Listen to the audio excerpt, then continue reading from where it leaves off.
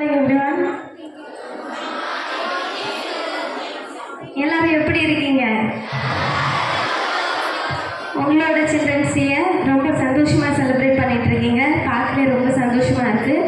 எப்பவும் இப்படி என்னோட பிறந்தநாள உங்களோட நாளா நீங்க செலிப்ரேட் பண்ணிட்டே இருக்கணும். அதுக்கு பிள்ளைங்களான நீங்க எப்பவுமே உங்களோட வாழ்க்கையில ரொம்ப சக்சஸா இருந்தா மட்டும்தான் உங்களால சந்தோஷமா செலிப்ரேட் பண்ண முடியும்.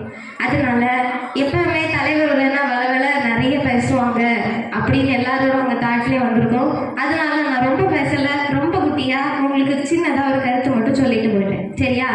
எல்லாரும் கவனமா கேட்பீங்க தானே? உங்க லைஃப்ல சக்சஸ் ஆகணும்னா ஒரு 4 D நம்ம லைஃப்ல தேவைப்படுது. Number 1 D discipline, very important D. If you are not discipline now, பிறகு நம்ம நிறைய கஷ்டப்படணும். ஸோ நம்ம ஸ்கூல் காலேஜ் லெவல் இந்த 2 பார்ட்ஸ்லையுமே டிசிப்ளின் அப்படிங்கிறது நம்மளோட வாழ்க்கைக்கு ரொம்ப முக்கியமா இருக்கு. ஓகேவா? இதை நான் ஒரு கதையில உங்களுக்கு சொல்றேன். சரியா? ஒரு குரு இருந்தாங்க. குரு தெரியும் தானே எல்லாருக்கும்? குருனா போய் மாணவர்கள் போய் குருகிட்ட படிப்பாங்க, அப்படித்தானே? அப்படி ஒரு குரு இருந்தாங்க. அந்த குரு கிட்ட ஒரு சிஷ்யன் குருகிட்ட கேட்கிறாரு, ஐயா நீங்க எப்பவுமே எங்கிட்ட அப்படி பண்ணாத இப்படி பண்ணாத, அப்படி பண்ண இப்படி பண்ணு அப்படின்னு தானே சொல்றாங்க, இதெல்லாம் எதுக்கு நாங்க பண்ணணும் அப்படின்னு அந்த சிஷ்யன் கேட்கிறான். அதுக்கு அந்த குரு என்ன தெரியுமா பதில் சொன்னாரு? எதுவுமே சொல்லலையா, ஒண்ணு சொல்லாம அவனை ஒரு ஆற்றங்கரைக்கு கூட்டிட்டு போறாரு. ஆறு பார்த்திருக்கீங்க தானே? ஒரு ஆறுக்கு கூட்டிட்டு போறாரு. அந்த ஆற்றங்கரையில என்னன்னா ஓரமா அவனை நிறுத்திட்டு கேட்கிறாரு, இந்த ஆறுக்கு கரை இல்லைன்னா என்ன ஆகும் அப்படின்னு கேட்டாரு. ஆறுக்கு கரை இல்லைன்னா என்ன ஆகும்? தண்ணி எல்லா இடமும் ஸ்ப்ரெட் ஆகி அங்கேயும் போகும், அப்படித்தானே? ஆறுக்கு கரை இல்லாம போயிட்டுன்னா தண்ணி மொத்த இடமுமா போயிடும். இதே மாதிரிதான் டிசிப்ளின். உங்க வாழ்க்கையில நீங்க ஒரு கட்டுப்பாடோட டிசிப்ளினா இருந்தீங்கன்னா தான் உங்க வாழ்க்கை இதே மாதிரி நெறிப்பட்டிருக்கும். அதனால டிசிப்ளின், அதாவது நீ என்ன பண்ணணும், எப்படி பேசணும், எங்க பேசணும், என்ன பேசணும், எப்படி நடக்கணும், பெரியவங்களுக்கு எப்படி மதிக்கணும் அப்படின்னு எல்லாம் அந்த டிசிப்ளின்ல உங்களுக்கு இருக்கு. அதை நீங்க வாழ்க்கையில கடைபிடிக்கணும் அப்படின்னு அந்த குரு சொன்னாரா. இதுல இருந்து உங்களுக்கு டிசிப்ளின் எவ்வளவு முக்கியம்னு புரிஞ்சிருக்கும். புரிஞ்சுதா? அடுத்த செகண்ட் டி என்னன்னா டெடிகேஷன். டெடிகேஷன்னா என்ன? அர்ப்பணிப்போட ஒரு காரியத்தை பண்றது.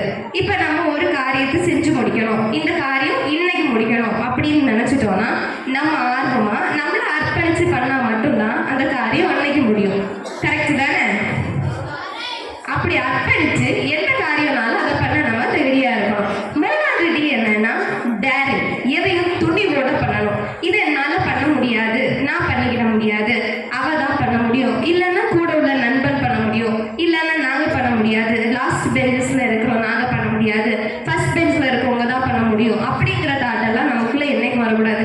எந்த காரியத்தினாலும் துணிஞ்சு பண்ணணும். அதே மாதிரி தான் நம்ம சொசைட்டியில நமக்கு சுதந்திரம் கிடைச்ச நேரத்துல எல்லாம் பெண்கள் எல்லாம் பள்ளிக்கே போக முடியல.